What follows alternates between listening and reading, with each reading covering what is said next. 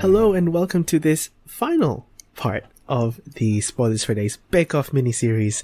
I am Josh and with me I've got Brandon. Hello everyone. So, this is the final episode for this little 2019 season's recap of what's happened on the Great Australian Bake Off, the Great British Bake Off, and the Great Canadian Baking Show. Yeah, it's all culminated in this. So this is, we are paying homage to basically an idea that was raised on our friends at the Washing Up about doing something like a Bake Off Commonwealth Games. So this is our take on what it could look like. We'll give you a quick rundown and then we will tell you what our teams are, who our bakers are, and then we'll, just do the regular banter stuff. So what is going to happen? Obviously, this is a concept. This is, this might be very different to what Chris and Christy from the Washing Up are going to do for their own version of the Bake Off Commonwealth Games.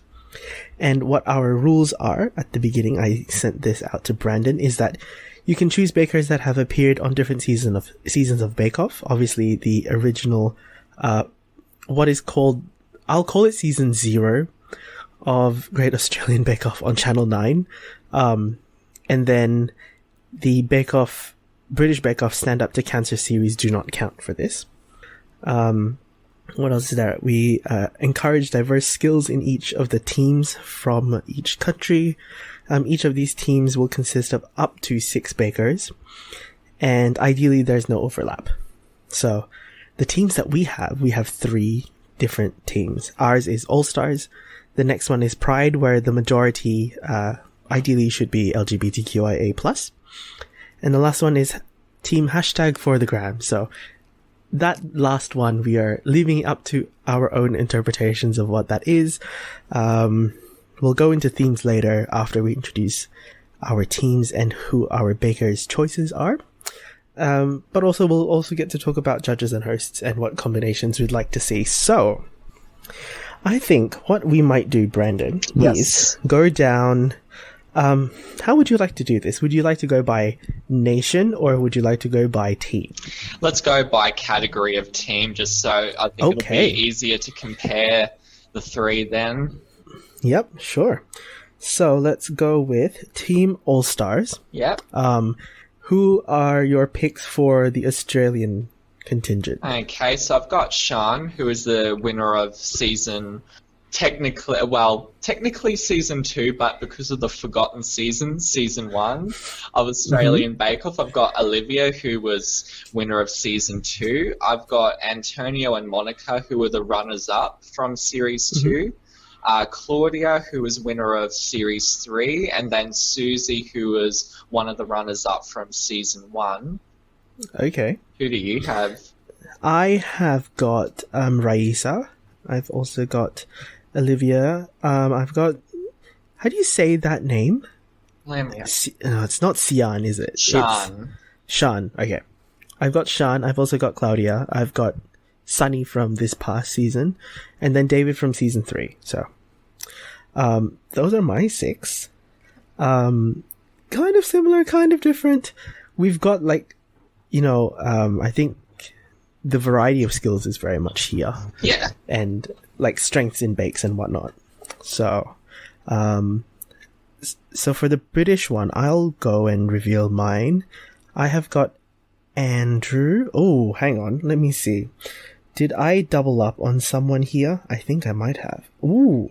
I will quickly change my one of those, but I'll go with I've got Andrew, I've got Val from season 8, I've got Nadia, Flora, Salasi, and David from season 10. Who do you have, Brandon? I have Francis, who is winner of series 4, which I will point out, first season of Bake Off I ever watched. That season, if I had to pick a favourite season of Bake Off, I would pick that one. Quality of baking, really good. The people were lovely and wholesome. You had some really quirky personalities in that one, and it just holds a special place in my heart because it is what made me fall in love with Bake Off. I've also got Nadia, winner of season 6. I've got John Waite, winner of series 3. Flora, who went home in the semi-finals of Series 6. I've got Mhm. Richard, who is one of the runners-up from Series 5, and I've got Jane, who is one of the runners-up from Series 7. Ooh, okay.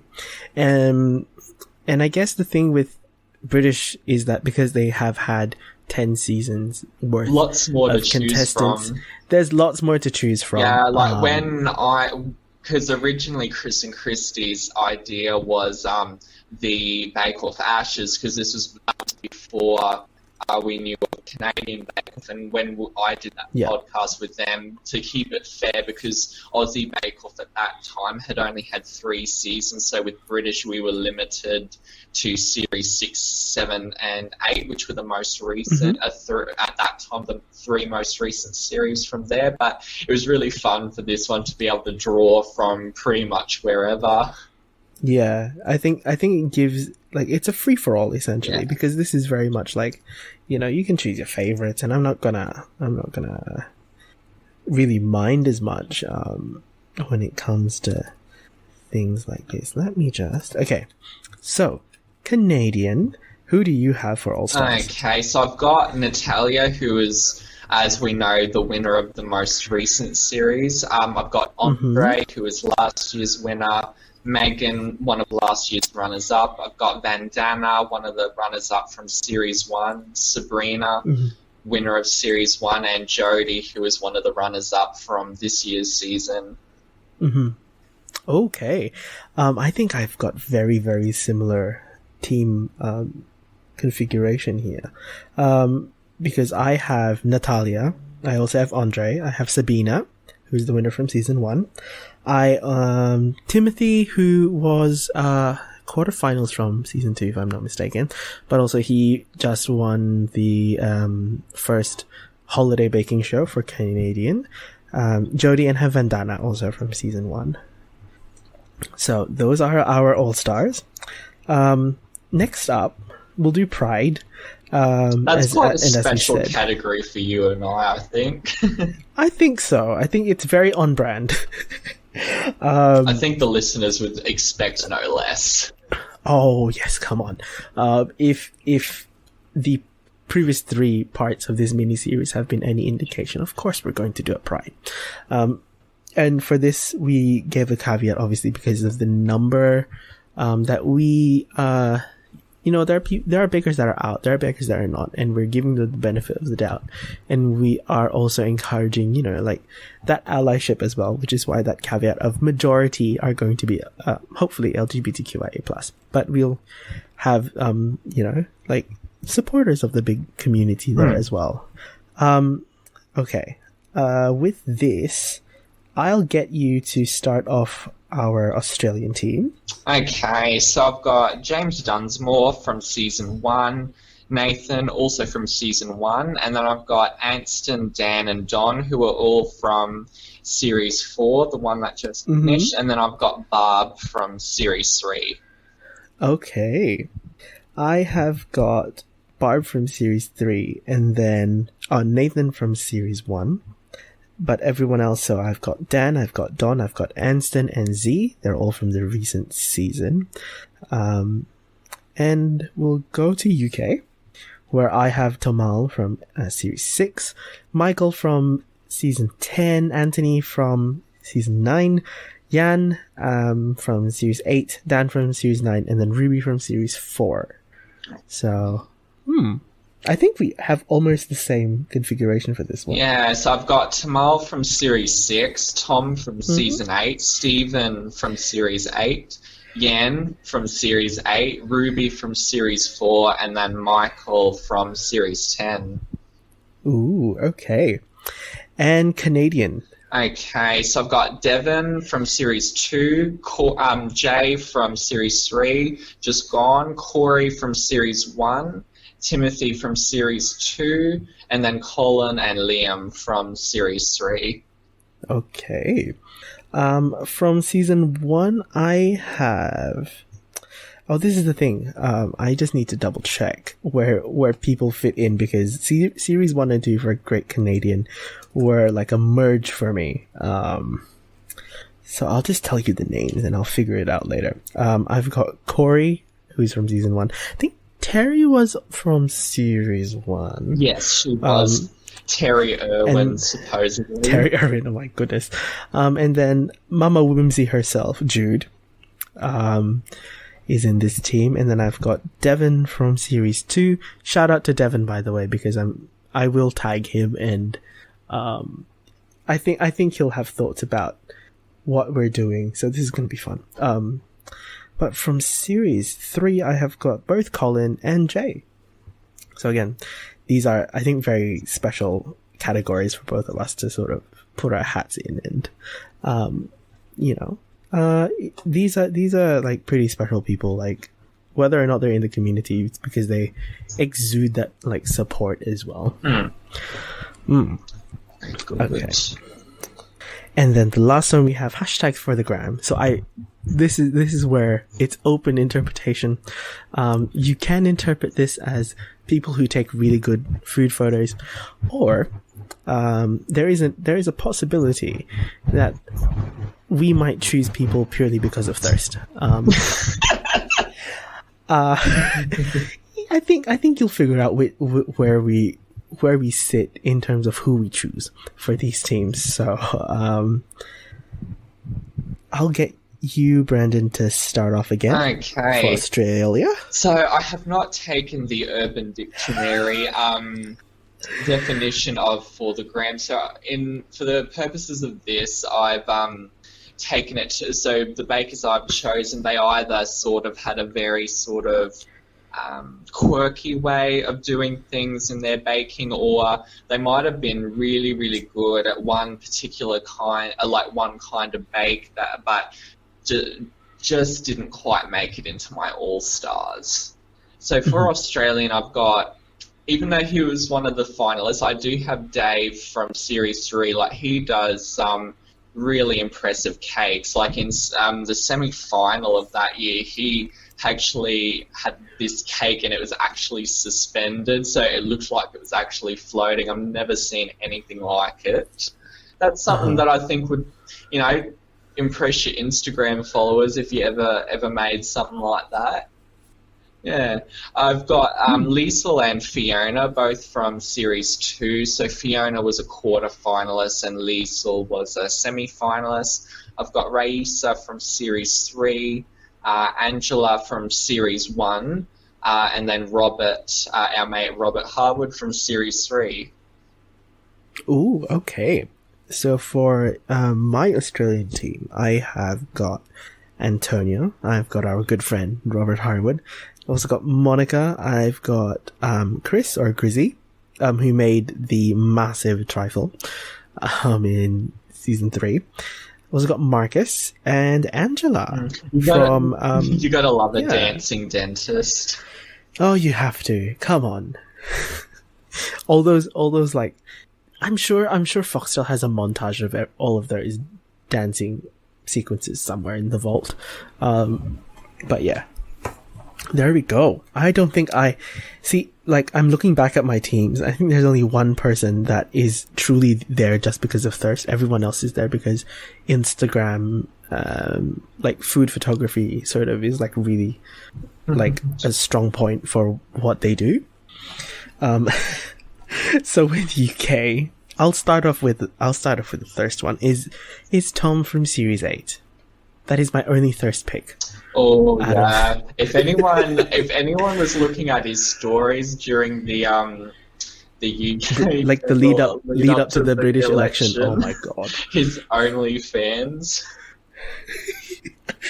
What a good marketing ploy, I have to say. Oh, it was genius. It is a stroke of genius. I will give Tom Hetherington that. But who else I have here? I have Benjamina. I have John from Series 3. I have Kim Joy from Series 9. And then I have Michelle and Helena from this past season. So what are your picks for the UK team? I've got Kim Joy from Series 9, Ugne from Series 6, and then I've got Rosie, Michelle, and Helen all from Series 10, and then I've got Andrew from Series 7. Okay. And the last one with Canada, Who do you have? I've got Meng Ling. Gotta love Meng Ling. Yes. Oh, Gotta love Meng I Ling. just loved how I have mentioned this before, but just like in a really endearing way, just how bewildered she was, just like everything that was going on around her. Like her, oh no.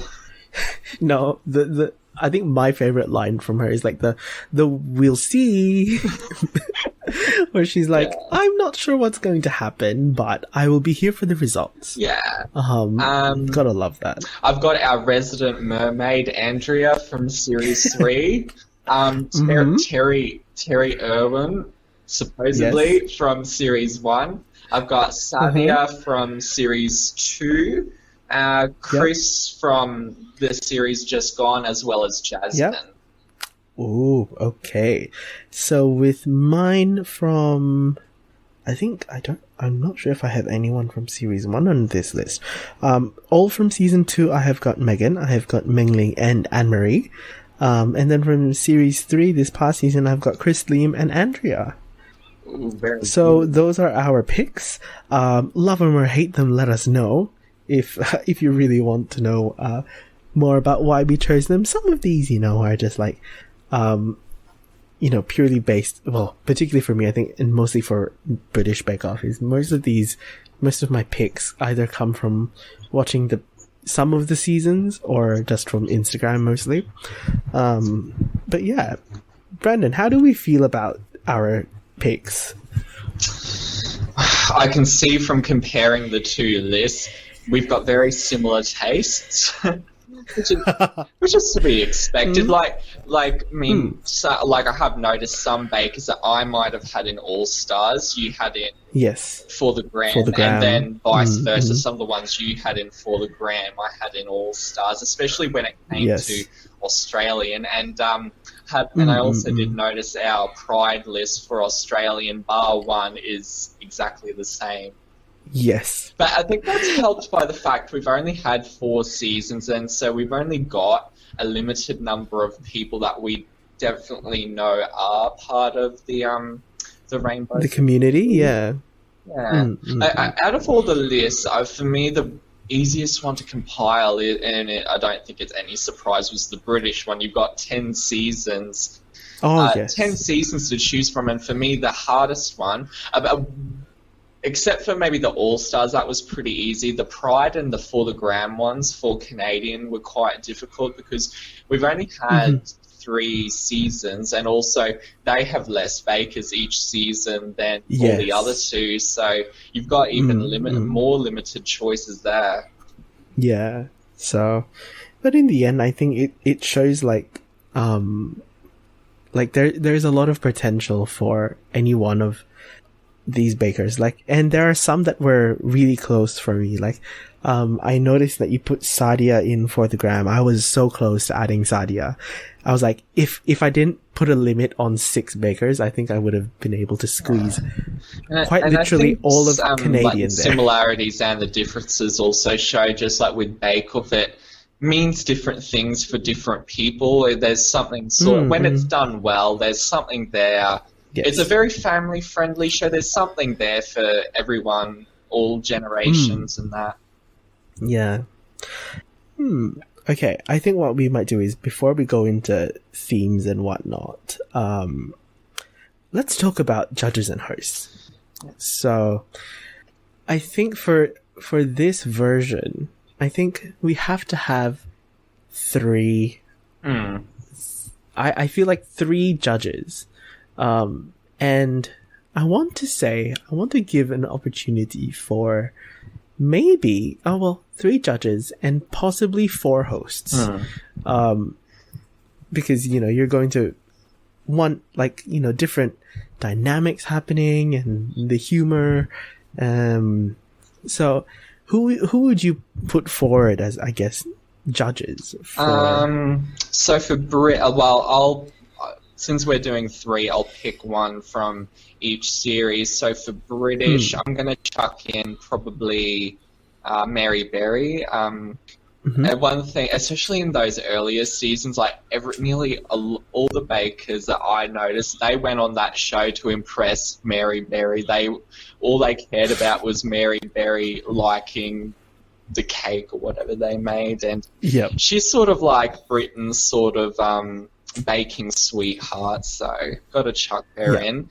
For Australian, I'll also put our resident MB in, Maggie Beer.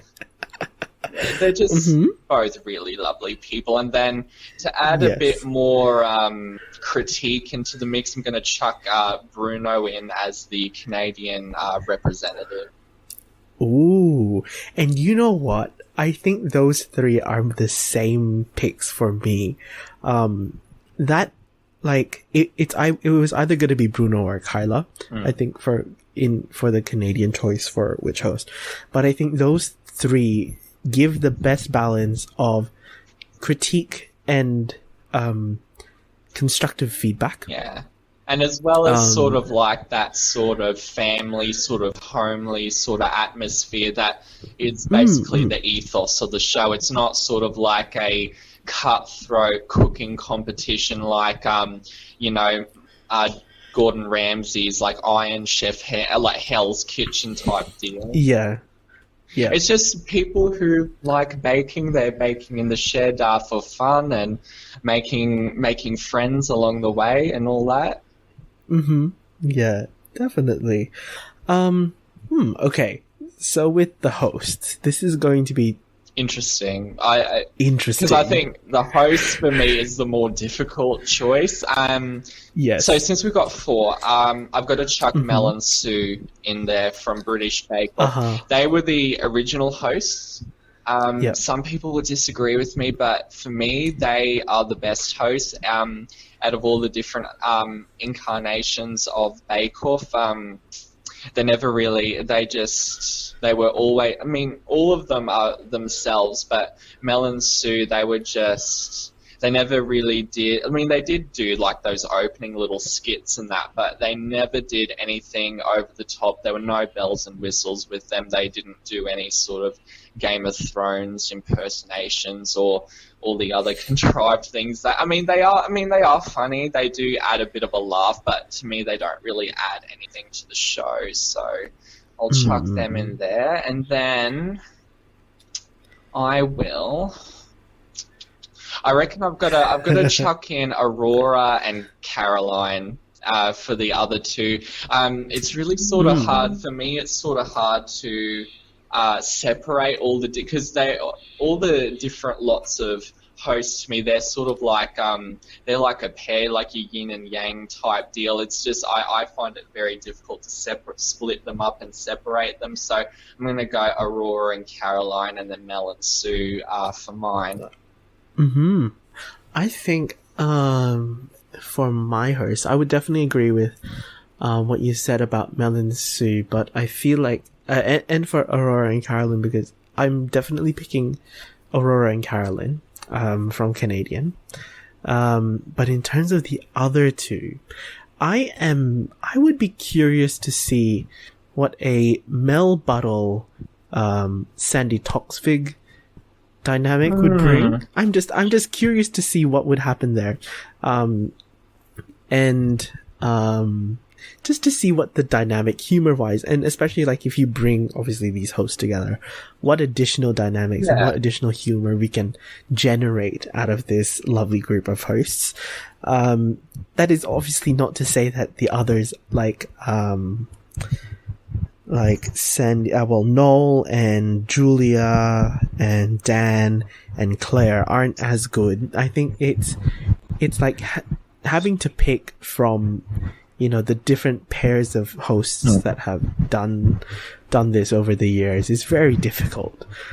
But I'm very curious to see what would happen if you put these different comics in the room. Like every single lot of hosts that have ever been on the show, Mel and Claire, Mel and Sue, Aurora and Caroline, Dan and all that, they've all, in my opinion, they've all been really good. They've brought their own little spin into things and done a really good job.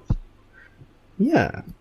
And like, you know, you're working with what you've got, and also, you know, and it's also like having a good dynamic with the bakers as well. Yeah. So, and they do a really good job of making their hosting gig their own. They're not trying to be like the previous lot. So like Noel and Sandy had really big shoes to fill from Mel and Sue, who had done the show for 7 seasons, but they never ever tried to be like Mel and Sue, because they're not Mel and Sue, they're Noel and Sandy, so they had to make it their own. And I think, especially over the years, I think they've really grown into it really well. Definitely with you there.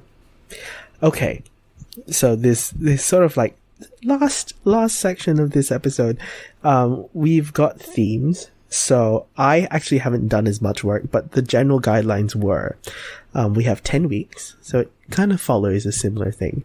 You've got 3 bakers per challenge, but we're not going to talk about that too much. And this is just like hypothetically what would happen. You'd have each team compete 9 challenges except for the last week, which is grand final week, where anyone can, basically, it's a free for all that final week. I think the original copy that I gave you did have 10 weeks worth of, 9 weeks except grand finale worth of themes, but I'm curious to know, like, what themes you would put in from weeks 1 to 9. Well, you do have a really good selection there. The only one, it's sort of like a pet love of mine. I have mentioned it in one of the other podcasts. I'd probably, if we could, definitely put in a little Peru in there, Peruvian. Yes. And perhaps, a little nod to Mr. Trobiani, maybe a Native Australian week as well. I think. Ooh, okay. Yeah. Try some Native Australian ingredients in there. Yes, that would be very interesting. Because as we've talked about in, across the series, like, it may seem like because it's been on for so long, you're kind of running out of ideas, but when you look at how many different cultures and how many different countries there are around the world, there's still a lot of flavor combinations and different kinds of bakes that they can explore. They've just got to do their homework and do their research. Yeah, definitely. Yeah, I would be very interested to see if someone can make like a cake made from quandongs. Well, I mean, if you can make a sandwich cake, I don't see why not. That's true, but also I'm just very here for people trying to pronounce quandongs. And for people who do not know what quandongs are, I'll spell it out for you. Oh, I thought you said corn dogs. Corn dogs. Oh, no, I meant quandongs, like the native Australian, fruit. I'm just like, goodness me. So it's kind of like a peach, but it's spelled Quandong. And it's notorious on MasterChef for being hilariously mispronounced as condoms or misheard as condoms. So, some of these are just deliberate, and also Bake Off is known for its innuendo, so I'm sure people will love it. It's pretty obvious the way it's edited that the editors and the producers knew people would interpret it that way. So, having a native Australian week would be a very interesting choice, and I'm very curious to see what they would do. But we'll go through the 9 additional themes that I proposed. So obviously we're not going to stray too far away from what happens in the first few weeks. So we've got cake, we've got and I'm taking the second week's theme basically from Canadian, I think, series 1, which is biscuits, bars, but also slices. So that's gonna cover a lot of the standard entremets kind of fit in there, but you've also got slices. You've got vanilla slices and biscuits And as well. entremets There. could also fit into the French, like the French patisserie type deal. Yeah. But then you've got week 3 as bread week. I've put down week 4 as chocolate. We're ramping up the difficulty very quickly. Week 5, I've put down French patisserie, and then we're getting to the interesting stuff post week 5.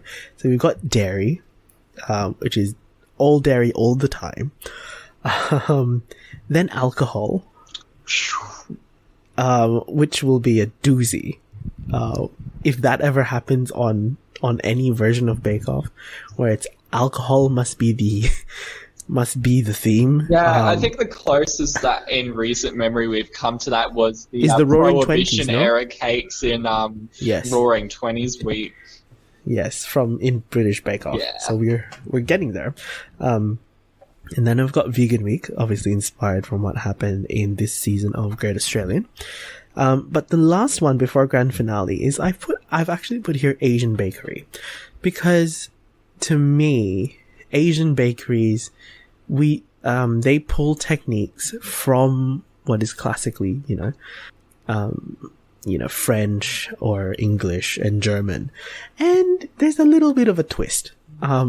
There's slightly more savory stuff, but there's also some very interesting combinations with like savory foods and a little bit of sugar, and see what happens here. And I guess it would be a good opportunity to showcase Southeast Asian flavors and Oh my god. Southeast Asian inspired. Here we go. What a callback. But again, maybe the dreaded Kekalapis Sarawak cake comes up again. Oh goodness me! I was on Instagram looking through stories, and Rosie, I think in the midst of moving, found a draft diagram of what her Kekalapis Sarawak looks like. And I literally replied to that. I was like, bringing up not so good memories, is it? And she replied with the emoji that's like the face that's about to vomit. Oh yeah, like the green face. So it's like, yeah, I figured as much. Yeah. That was that one from Festival Week, wasn't it? That really Yes. had weird layered The cake that you had intricate- to sort of fashion into like a box. Mm-hmm. Yeah. And I think we briefly touched on this in British Bake Off, but yeah, Cake Lapis Sarawak is basically an extra version of the regular cake lapis or the koi lapis cake, because they add more color, but everything else is more or less the same, in terms of flavoring and, yeah, it's just more extra. But like with having, Asian bakery, you get to explore Chinese stuff. So maybe we'll make, barbecue pork buns or pineapple tarts, or, if we're going to go with Filipino, maybe we'll get some like leche flan, which is a version of a creme caramel, which has happened on Canadian, which Colin would be very confident in. But then you also get to do like stuff like souffle cheesecake, which has also appeared on Canadian this season. Like, Asia is such a variety of things, and it's going to be very interesting. If I would be curious to see more of these bakes appear on future seasons, just to see where we're going. But definitely, like, we could definitely go down Latin American week, because I'd be very curious to see what other stuff comes up, particularly in South America and Latin America. Yeah, they've got some really, just from my limited knowledge of Peruvian cuisine, some really interesting ingredients, and like the ají amarillo, yellow chili as it's more commonly known, lucma, which is exotic fruit from Peru. Apparently, well, I have actually tasted the powdered form, and it tastes like sort of like a citrusy sort of caramel. It's really lovely. And you've got the Middle East, you've got Africa, and even Eastern European stuff like Natalia with that Ukrainian honey cake. It's not really something that you see all the time. Like, I remember from one of the previous seasons of British Bake Off for like weddings and that in Ukraine, they actually will make bread, a celebration bread instead of a wedding cake and that sort of stuff. Yeah. Oh, the Korovai. Yes, that was amazing. Like as a showstopper challenge in British Bake Off from season 9. My God. But yeah, all of those like. It's just like the possibilities are quite literally endless when it comes to sort of these things. But and again, like, it'll be interesting to see if future seasons of Bake Off actually use some of these themes, because I'll be very interested to see what kind of stuff they pull and use in terms of like for the show. So that's basically it for Bake Off Com Games. Is there anything else you wanted to add to that, Brandon? And then just going to the grand finale that last week, that's probably where I think it's possibly the most difficult to think of worthy challenges, because like really everything should build up and you should have this big crescendo at the end. But in a lot of seasons of Bake Off, especially as of late, like it sort of builds up and builds up, and you think the grand finale, and then as it should be this really, it should be the most difficult challenges, the most impressive sort of work, and then it's sort of like a bit of a letdown. So that's true. So maybe introduce things that require a blast chiller. Oh, equipment wise, I see. But I don't know. Maybe it would be. I'm curious to see if introducing some sort of like, given its grand finale weekend, you're trying to build on skills. You have like a signature, then you have a technical that uses a piece of equipment. But the showstopper, I would be interested to see, because again, this is free for all. If we can introduce some sort of MasterChef like challenge-esque component, maybe create, make like 150 as ridiculous as it sounds, but given that you have like a whole team of potentially 18 people helping out for this final showstopper, that's not, that is not outside the realm of doing something, and it's a grand finale. But I'm not a huge fan of challenges where they're making all different sorts of like different bakes and that, because it's kind of hard to get attached to the bake. But that would work well, because you're just basically making like copies of the same thing. That would be fine, I think. Yeah. Because MasterChef does have its faults, but there's some really impressive stuff that gets, like dessert-wise, that and savory-wise, but that get plated up on there. But I think obviously for the purposes of Bake Off, only like the dessert elements would be taken into consideration, because it's not really within the realm of Bake Off to make like duck and jus and all that kind of stuff. Yeah, that's true. Sorry, mentioning duck. True. It was the first thing that came to my head. Brandon, why are you trying to not get Ben to listen to this? What is happening? Oh dear. Forever Team Ben forever. So yeah, I think this has been. How would you say, like, given, okay, now we're going to reflect on what we've done over the past like 4 episodes. I think this has been like a really interesting journey. I think for everyone that's joined us, because I guess this is like a truly like a different take on how people do, cooking based podcasts. So like from our like near experience of being guests on the Washing Up. And I think particularly for me, because I also sub to some of the other Bake Off podcasts, because they do it week by week.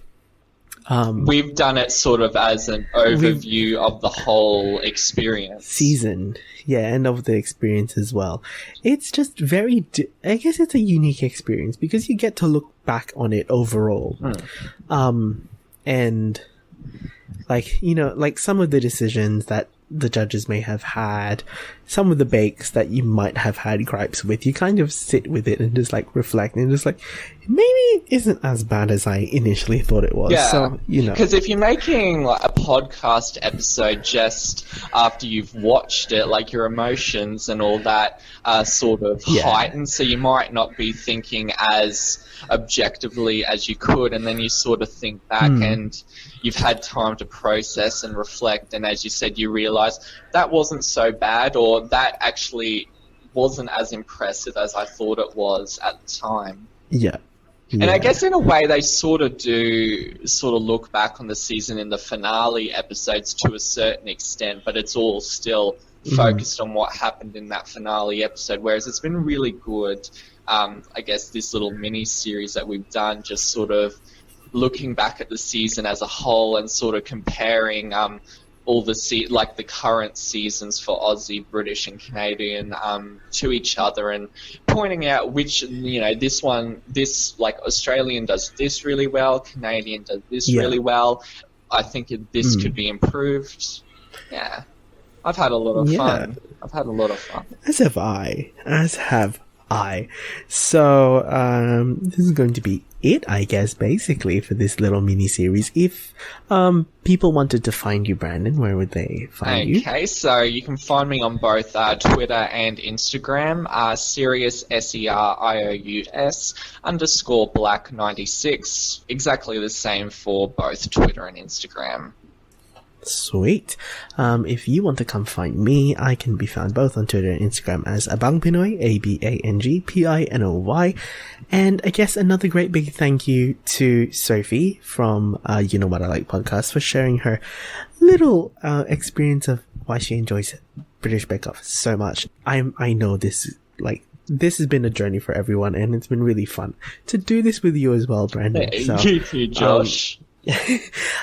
So that is going to be it for this mini-series. Thank you guys for listening. If you want to keep in touch with me and the podcast, we are both on Twitter and Instagram as Great Mates Podcast, GR8M8S Podcast, all one word. Come and sub to Spoilers for Days, where we're doing more stuff in the near future. Also, come sub to us wherever you're listening to our main show, Great Mates Podcast, and our one-on-one interview, Let's Get Deeper. After this, maybe we'll see we'll see. If you guys like this, let me know, and let Brandon know, and let Sophie know that you enjoyed it, because then, you know, maybe we'll do this again next year. No doubt, Josh. We will talk about something. We always do. We always do. But, you know, feel free to let me know if you like this, because, you know, this can be a thing. And I guess also for the bakers that are listening, if you know, feel free. I don't bite, and I'm not. I would like to know, I guess, what it's like to be a baker on Bake Off. And feel free to get in touch with me, maybe if you'd like. This is basically a very nice call out to invitation to all of the bakers if you want to come and talk to either of us, and both of us at the same time, I guess. We'd love to do that. I think it's something that is, you know, Chris and Chrissy get to do this very regularly, so this is very different. And it'll be an exciting journey for everyone. But this is going to be it. We will leave you guys with this mini-series. Listen to it again and again and again if you really want to. But we'll see you on another episode. Everyone have a great Christmas and New Year. Where are we going? That's already happened. Oh, shit.